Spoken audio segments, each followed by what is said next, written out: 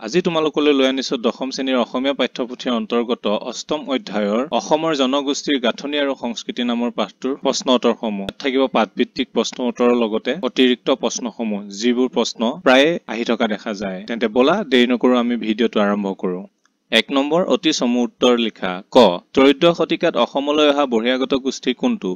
উত্তৰ ত্ৰয়োদশ শতিকাত অসমলৈ অহা বহিৰাগত গোষ্ঠীটো হ'ল মংগোলীয় গোষ্ঠী। খ প্ৰাচীন কালৰে পৰা অসম দেশ কিহৰ বাবে প্ৰসিদ্ধ আছিল? উত্তৰ প্ৰাচীন কালৰে পৰা অসম দেশ যাদু মন্ত্ৰ আৰু ঐন্দ্ৰজালিক বিদ্যাৰ বাবে প্ৰসিদ্ধ আছিল। গ কিহে অসমীয়া জাতিক অধিক কটকটীয়া কৰিলে?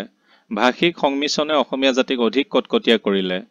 ঘ সকলোকে বান্ধি থোৱা এনাজৰীডাল কি আছিল? উত্তৰ সকলোকে বান্ধি থোৱা এনাজৰীডাল আছিল অসমীয়া ভাষা। উঙ অসমৰ মংগোলীয় গোষ্ঠীৰ লোক কোনবিলাক? উত্তৰ অসমৰ মংগোলীয় গোষ্ঠীৰ লোক হৈছে আহোমসকল। ২ নম্বৰ চমু উত্তৰ লিখা। ক অসমীয়া জনগোষ্ঠীৰ ধাৰক বুলিলে কোনসকলক বুজা যায়? উত্তৰ অসমীয়া জনগোষ্ঠীৰ ধাৰক বুলিলে ঘাইকৈ কছাৰী, চুতীয়া, কোচ, মেচ, ডিমাচা, দেউৰী, মিচিং, বড়ো, তিৱা, কাৰ্বি আদি অনাৰ্য জাতিক বুজা যায়। খ কিমান চনৰ পৰা কিমান চনলৈ অসমৰ বিদ্যালয়ত বঙলা ভাষা চলিছিল? উত্তৰ ১৮৩৬ চনৰ পৰা ১৮৭৩ চনলৈকে অসমৰ বিদ্যালয়ত বঙলা ভাষা চলিছিল। গ চাহ উদ্যোগৰ কৰ্মীসকল কোন? তেওঁলোক ক'ৰ পৰা অসমলৈ আহিছিল? উত্তৰ চাহ উদ্যোগৰ কৰ্মীসকল হৈছে চাওতাল, কুৰ্মী, মুছহৰ, মুণ্ডা, তেলেংগা, হু, ভূমিজ, ওৰাং, তাঁতী, লোহাৰ আদি। এওঁলোক বিহাৰ, উৰিষ্যা, মধ্যপ্ৰদেশ আৰু উত্তৰ প্ৰদেশৰ পৰা অসমলৈ আহিছিল। ঘ পাঠটিত থকা খাদ্যবস্তুৰ এখন তালিকা প্ৰস্তুত কৰা। উত্তৰ পাঠটিত থকা খাদ্যবস্তুৰ এখন তালিকা হ'ল পৰঠা, পোলাও, কুৰ্মা কোপ্তা, কেক, বিস্কুট, ৰুটি, ৰসগোল্লা, লালমোহন, চিংগাৰা, লুচিপুৰি, ডোচা, চাম্বাৰ, ইডলি ইত্যাদি। ৩ নম্বৰ অসমৰ পুৰণি সাহিত্যৰ সমলবোৰ কি কি?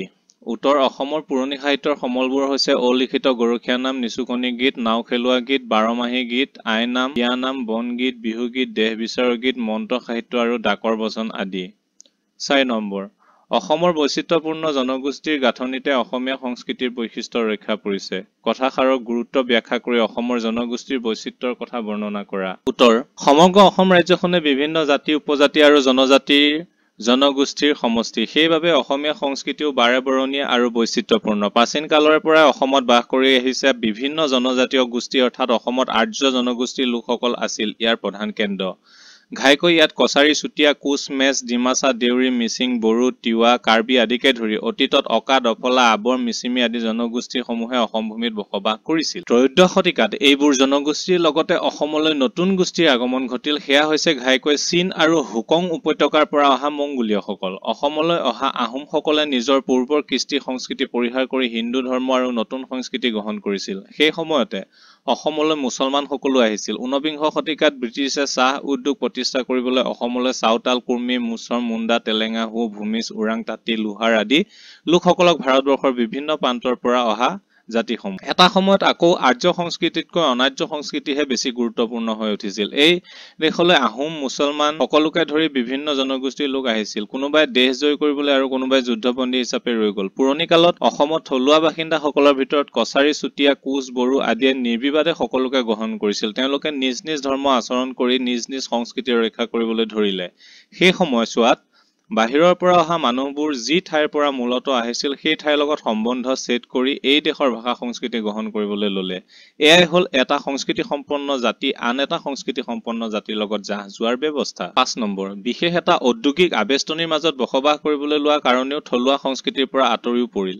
ইয়াত কি ঔদ্যোগিক আবেষ্টনীৰ কথা উল্লেখ কৰিছে আৰু কোনে কিহৰ বাবে আঁতৰি পৰাৰ কথা কৈছে পাঠৰ আলমত বিচাৰ কৰা। উত্তৰ ইয়াত ঔদ্যোগিক আবেষ্টনীৰ মানে ব্ৰিটিছসকলে অসমত চাহ উদ্যোগ আৰু তাৰ সৈতে জড়িত চাহ জনগোষ্ঠীৰ লোকৰ কথা কোৱা হৈছে। অসমত চাহ উদ্যোগ প্ৰতিষ্ঠা হোৱাৰ লগে লগে নতুন এদল বিত্তীয়াল আহি অসম দেশত বসবাস কৰিবলৈ ললে। এই উদ্যোগত কাম কৰিবৰ বাবে বিহাৰ, উৰিষ্যা, মধ্যপ্ৰদেশ আৰু উত্তৰ প্ৰদেশৰ বিভিন্ন অঞ্চলৰ পৰা অসমলৈ আহিছিল। অসমত বিভিন্ন ৰাজ্যৰ পৰা চাওতাল, কুৰ্মী, মুণ্ডা, তেলেংগা, মুছৰ, হু, ভূমিজ, ওৰাং, তাঁতী, লোহাৰ আদি বিভিন্ন জাতিৰ লোকে অসমৰ চাহ উদ্যোগৰ কাম কৰিবলৈ ললে। কালক্ৰমত এই সকলেই নিজৰ কৃষ্টি সংস্কৃতি কিছু সংৰক্ষণ কৰি হলেও অসমীয়া মাত কথা গ্ৰহণ কৰি থলুৱা লোকৰ আচাৰ নীতি সাজপাৰ গ্ৰহণ কৰি কালৰ সোঁতত অসমীয়া জাতিৰ অবিচ্ছেদ্য অংগ হৈ অসমৰ হৈ পৰিল। কিন্তু এওঁলোকক শিক্ষা দিয়াৰ কাৰণে কোনো ব্যৱস্থা নোলোৱাত অতি অগ্ৰসৰ হৈ ৰল। অসমৰ থলুৱা সংস্কৃতিৰ লগত খাপ খোৱাত যথেষ্ট পলম হল তেওঁলোকৰ। বিশেষ এটা আবেষ্টনীৰ মাজত বসবাস কৰিবলৈ লোৱাৰ কাৰণেও থলুৱা সংস্কৃতিৰ পৰা আঁতৰি পৰিল। 6 নম্বৰ, এটা সংমিশ্ৰিত সংস্কৃতি সম্পন্ন জাতি, ইয়াক নুই কৰাৰ কোনো যুক্তি তৰ্কৰ অৱকাশ নাই। ইয়াত লিখকে কাক আৰু কি সংস্কৃতি সম্পন্ন জাতি বুলি কৈছে? নুই কৰাৰ কোনো যুক্তি তৰ্কৰ অৱকাশ নাই বোলা কথাষাৰৰ সত্যাসত্য বিচাৰ কৰা। উত্তৰ, অসমীয়া জাতি আৰু সংস্কৃতিৰ সমন্বয় বিষয়ে ক'বলৈ গৈ লিখকে উক্ত বাক্যশাৰী কৈছে। অসমীয়া জাতিটো কেৱল এটা জনগোষ্ঠী আৰু তেওঁলোকৰ ভাষা সংস্কৃতিক লৈ গঢ়ি উঠা নাই বুলি লিখকে কৈছে। অসমত প্ৰাচীন কালৰ পৰা ভিন ভিন জাতি জনগোষ্ঠীৰ লোক আহি অসমত বসবাস কৰিছিল। সেই সময়ত অসমত বসবাস কৰা থলুৱা জনজাতীয় লোকসকলে সকলোকে আঁকোৱালি লৈছিল। বাহিৰৰ পৰা অহা সকলোৱে আন্তৰিকতাৰে এই অসম দেশৰ ভাষা সংস্কৃতি গ্ৰহণ কৰি অসমক নিজৰ দেশ বুলি গ্ৰহণ কৰিছিল। ভাষিক সংমিশ্ৰণে অসমীয়া জাতি আৰু সংস্কৃতিক আৰু অধিক কটকটীয়া কৰি তুলিলে। অসমত বসবাস কৰা জনজাতীয় ভাষা ভালদৰে বুজি পায় আৰু ক'ব পাৰে। অসমলৈ পৰৱৰ্তী কালত অহা লোকসকলেও নিজৰ নিজৰ ভাষা সংস্কৃতি ত্যাগ কৰি অসমীয়া ভাষা আৰু সংস্কৃতিক আঁকোৱালি লয়। যুগ যুগ ধৰি এনেদৰে আদান প্ৰদান বিনিময় আৰু সংস্কৃতি গ্ৰহণৰ মাধ্যমেদি অসমীয়া সংস্কৃতিটো বৰ্তমানলৈ পৰিগ্ৰহ হৈ আছে। বিভিন্ন ধৰণৰ জাতি জনজাতিৰ সমন্বয়ৰ মাজেৰে অসমীয়া জাতিটো গঢ়ি উঠিছে। 7 নম্বৰ, লগে লগে সংস্কৃতিৰ ৰূপান্তৰ ঘটিল। কিহৰ লগে লগে সংস্কৃতিৰ ৰূপান্তৰ ঘটিল? এই ৰূপান্তৰ কিদৰে ঘটিছিল বুজাই লিখা। উত্তৰ, অসমলৈ ভাৰতবৰ্ষৰ বিভিন্ন ৰাজ্যৰ লগতে ভাৰতৰ বাহিৰৰ বিভিন্ন সময়তে ভিন ভিন জাতি উপজাতি আহি বৃহৎ অসমীয়া জাতি আৰু সংস্কৃতি গঢ়ি তুলিছিল। অসমৰ সংস্কৃতি বাৰেবৰণীয়া আৰু বৈচিত্ৰ্যপূৰ্ণ আছিল। ত্ৰয়োদশ শতিকাত মংগোলীয় গোষ্ঠীৰ লোকসকল অসমলৈ আহি থাকিবলৈ লয়। আকৌ প্ৰাচীন কালত অসমখন আছিল অনাৰ্য জাতিৰ বাসস্থান। এই মংগোলীয় গোষ্ঠীৰ লোকসকল বিশেষকৈ আহোমসকল, মুছলমানসকল আৰু বিভিন্ন ৰাজ্যৰ পৰা অহা লোকৰ ভিতৰত কোনোবাই দেশ জয় কৰিবলৈ অসমলৈ আহিছিল। এওঁলোকৰ ভিতৰত কোনোবা আকৌ যুদ্ধবন্দী হিচাপে অসমত থাকি গ'ল। এনেদৰে অসমীয়া জাতিৰ গঠন প্ৰক্ৰিয়া সম্ভৱ হৈ উঠিবলৈ ধৰিলে। এটা সম্প্ৰদায়ৰ ভাল লগা কিছুমান ৰীতি নীতি আচাৰ ব্যৱহাৰ আন এটা সম্প্ৰদায়েও গ্ৰহণ কৰি ল'লে। সাজপাৰ, আ-অলংকাৰ, দৈনন্দিন ব্যৱহাৰ্য আচবাব, বাচন বৰ্তন সকলোতে পৰিৱৰ্তন ঘটিবলৈ ধৰিলে। মুকলি মনেৰে আধুনিকতাই প্ৰৱেশ কৰিবলৈ ললে অসমীয়া সংস্কৃতিৰ মাজত। কোনেও কাকো জোৰকৈ একো কথাই জাপি দিয়া নাছিলে। এয়াই আছিল স্বতঃস্ফূৰ্ত প্ৰক্ৰিয়া, আদান প্ৰদান, বৰ্ণাঢ্য আৰু বাৰেবৰণীয়াৰ যোগেদি হোৱা সংস্কৃতি। 8 নম্বৰ, তাৎপৰ্য ব্যাখ্যা কৰা। ক, দেখা যায় সকলোকে বান্ধি থোৱা এনাজৰীডাল আছিল অসমীয়া ভাষা। উত্তৰ, ভিন ভিন জনগোষ্ঠীৰ বাসস্থান অসমত ঐক্যৰ সেতু গঢ়ি তুলিছে। এই প্ৰদেশৰ ভাষাটোকে বুজাবৰ বাবে কথাফাকি ফুটি উঠিছিল। ভাষিক সংমিশ্ৰণে অসমীয়া জাতিটোক আৰু সংস্কৃতিটোৰ বান্ধোনক অধিক কটকটীয়া কৰিছিল। ইয়াত থলুৱাভাৱে অনাৰ্য লোকসকলৰ লগতে বাহিৰৰ পৰা অহা ভিন ভিন জাতিৰ লোকসকলো বিভিন্ন সময়ত আহি অসমত বসবাস কৰিছিল। অসমৰ বাহিৰৰ পৰা অহা লোকসকলে অসমীয়া ভাষাটোক নিজৰ ভাষা বুলি গ্ৰহণ কৰিছিল। এওঁলোকে নিজৰ উপভাষাৰে নিজৰ মাজত কথা পাতিলেও প্ৰত্যেকেই অসমীয়া ভাষাৰে কথা কৈ অসমীয়া ভাষাক নিজৰ ভাষা বুলি গ্ৰহণ কৰি উদাৰতাৰ পৰিচয় দিছিল। অসমৰ থলুৱা জনজাতিৰ লোকসকলে নিজ নিজ জনগোষ্ঠীয় ভাষা জীয়াই ৰখাৰ লগতে সমাজখনৰ সৈতে যোগাযোগৰ কাৰণে অসমীয়া ভাষাকে ব্যৱহাৰ কৰিছিল। অসমীয়া ভাষাটোক তেওঁলোকে উমৈহতীয়া ভাষা ৰূপে গ্ৰহণ কৰিছিল। এই হেতু ইমান মজবুত আছিল যে অসমত আহোমে আহোম ভাষাৰে, ব্ৰাহ্মণ ক্ষত্ৰিয়ই সংস্কৃতৰে আৰু মুছলমানে আৰবী ফাৰ্চীয়ে কথা নাপাতে। প্ৰত্যেকেই অসমীয়া ভাষাৰ সেতুৰে পাৰ কৰিছিল দৈনন্দিন জীৱন। তেওঁলোকৰ আপোন হৈ পৰিছিল অসমীয়া লোকসকল আৰু মাতৃভাষা অসমীয়া। এনেদৰে অসমীয়া ভাষাই ভাষিক সংমিশ্ৰণৰ মাজেৰে বিভিন্ন জাতি জনগোষ্ঠীৰ লোকসকল ঐক্য আৰু সম্প্ৰীতিৰ এনাজৰীৰে বান্ধি ৰাখিছিল।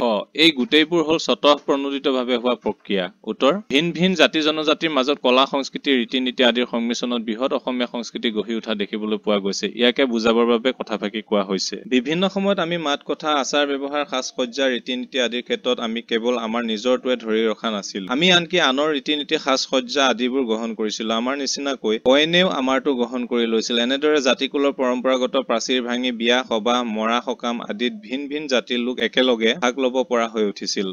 সকলোৱে একগোট হৈ পৰস্পৰৰ উৎসৱ অনুষ্ঠান আদি বিভিন্ন কাৰ্যক্ষেত্ৰত যোগ দিয়ে। এনেদৰে ভাতৃত্বৰ বান্ধোন কটকটীয়া হৈ পৰিল।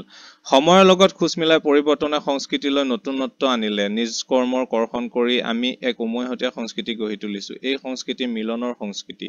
এই সংস্কৃতি সংহতি আৰু সম্প্ৰীতি ৰক্ষাৰ বাহ। এয়া আছিল দিয়া লোৱা আৰু এৰা ধৰাৰ ব্যৱস্থা। উত্তৰ, অসমীয়া সংস্কৃতিৰ মূলতে হৈছে সমন্বয়। সংস্কৃতি পৰিৱৰ্তনশীল। অসমতো বিভিন্ন জাতি ধৰ্মৰ মানুহে বসবাস কৰে। ফলত বিভিন্ন জাতি ধৰ্মৰ মানুহে বসবাস কৰাৰ লগে লগে সংস্কৃতিয়েও ৰূপ সলাইছিল। ইয়াকে বুজাবলৈ গৈ লেখকে কথাষাৰ কৈছে। অসমত পূৰ্বতে অনাৰ্য জাতিৰ লোকসকলে বসবাস কৰিছিল। সেই সময়ছোৱাত তেওঁলোকৰ সংস্কৃতি আছিল অসমীয়া। অসমলৈ কালক্ৰমত বিভিন্ন সময়ত বিভিন্ন জনগোষ্ঠীৰ লোক আহিছিলে যদিও তেওঁলোকে নিজৰ মাতৃভূমিৰ ভাষা সংস্কৃতি পৰিহাৰ কৰি অসমীয়া সংস্কৃতি আৰু ভাষা নিজৰ বুলি গ্ৰহণ কৰিবলৈ লৈছিল। তেওঁলোকে নিজৰ কিছুমান সংস্কৃতি এৰিছিলে আৰু পূৰ্বৰ কিছুমান সংস্কৃতিৰ সৈতে যোগ দিলে। সেয়া হ'ল সকলোৱে মিলি অসমীয়া ভাষাটো গ্ৰহণ কৰি ল'লে। সকলোৱে নিজৰ লগত লৈ অহাবোৰক ধৰি নাথাকি ভাষা সংস্কৃতিক আঁকোৱালি লোৱাৰ লগতে পৰস্পৰৰ ৰীতি-নীতি, আচাৰ ব্যৱহাৰ, সাজ-সজ্জা, ৰন্ধন প্ৰকৰণ আদিও গ্ৰহণ কৰি ল'লে। কোনেও কাকো জোৰকৈ একো জাপি দিয়া নাছিলে। ফলত গঢ়ি উঠিল এটা সংমিশ্ৰিত সংস্কৃতি। এই সংমিশ্ৰিত সংস্কৃতিয়ে হৈছে অসমীয়া সংস্কৃতি। এনেদৰে ভিন্ন সম্প্ৰদায়ৰ মাজৰ সমন্বয় সাধন হৈ বাৰেবৰণীয়া অসমীয়া সংস্কৃতি গঢ়ি উঠিল। এয়া আদৰ্শ সংস্কৃতি। এনে সংস্কৃতি গঢ়িবলৈ প্ৰত্যেক সম্প্ৰদায়ে এৰা ধৰা নীতি পালন কৰিছিলে। ভাষা বিষয়ক সন্ধি ভাঙা। উত্তৰ সংস্কৃতি। সম যোগ কৃতি, জলাঞ্জলি, জল যোগ অঞ্জলি, স্বাধীন, স্ব যোগ অধীন। ২ নম্বৰ প্ৰ উপসৰ্গ লগাই তিনিটা শব্দ গঠন কৰা। উত্তৰ প্ৰয়োগ, প্ৰগতি, প্ৰণাম। ৩ নম্বৰ বাক্য ৰচনা কৰা। ভাষা সংস্কৃতি। অসমত বসবাস কৰা প্ৰতিটো জাতি জনগোষ্ঠীৰ একোটাকৈ নিজা ভাষা সংস্কৃতি আছে। তোমালোকে বাক্য ৰচনাখিনি নিজে পঢ়ি ল'বা আৰু নিজৰ ফালৰ পৰাও বনাই লিখিব পাৰা। মই উদাহৰণ হিচাপে এইকেইটা দি দিছো। এতিয়া আহিছো অতিৰিক্ত প্ৰশ্ন উত্তৰ শিতানলৈ। ১ নম্বৰ অতি চমু প্ৰশ্ন উত্তৰ। ক অতীতত অসমৰ আন এটা নাম কি আছিল? উত্তৰ অতীতত অসমৰ আন এটা নাম আছিল কামৰূপ। খ পূব পাকিস্তানক বৰ্তমান কি নামেৰে জনাজাত? উত্তৰ পূব পাকিস্তানক বৰ্তমান বাংলাদেশ নামেৰে জনাজাত। গ অসমত আদিৰে পৰা প্ৰচলিত ধৰ্ম দুটা কি কি? অসমত আদিৰে পৰা প্ৰচলিত ধৰ্ম দুটা হ'ল হিন্দুৰ তান্ত্ৰিক ধৰ্ম আৰু বৌদ্ধ ধৰ্ম। অসমলৈ অহা প্ৰথম বহিৰাগত গোষ্ঠী কোন? মংগোলীয়সকল অসমলৈ অহা প্ৰথম বহিৰাগত গোষ্ঠী। মুছলমানসকল অসমলৈ কেতিয়া আহিছিল? মুছলমানসকল ২০ শতিকাৰ চতুৰ্থ দশকত অসমলৈ আহিছিল। প্ৰথমচ অসমৰ স্বাধীনতা সূৰ্য কেতিয়া অস্ত গ'ল? উত্তৰ ইয়াণ্ডাবু সন্ধিৰ পাছৰে। দ্বিতীয়চ বংগদেশৰ পৰা কি কি খাদ্য সম্ভাৰ অসমলৈ প্ৰৱেশ কৰে? উত্তৰ ৰসগোল্লা, লালমোহন, চিংগাৰা আদি বংগদেশৰ পৰা খাদ্য সম্ভাৰ অসমত প্ৰৱেশ কৰে। বৰ্গীয় জ জাহ যোৱাৰ এটা প্ৰধান উপায় কি? উত্তৰ জাহ যোৱাৰ এটা প্ৰধান উপায় হ'ল ভাষা গ্ৰহণ। প্ৰিয় ছাত্ৰ ছাত্ৰীসকল, ভাৰতীয় জনগোষ্ঠীৰ গাঁথনি আৰু সংস্কৃতি পাঠটোৰ প্ৰশ্ন উত্তৰখিনি ইমানতে সমাপ্ত হৈছে। তোমালোকে পৰৱৰ্তী ভিডিঅ'সমূহৰ বাবে আমাৰ চেনেলটো ছাবস্ক্ৰাইব কৰি থৈ দিবা আৰু বেল আইকনটো ক্লিক কৰি থৈ দিবা যাতে ভিডিঅ'টো দিয়াৰ লগে লগে তোমালোকৰ তাত নটিফিকেশ্যন গুচি যায়। পুনৰ ভিডিঅ' এটা লৈ অনাৰ আশাৰে আজিলৈ এৰিছো। ধন্যবাদ।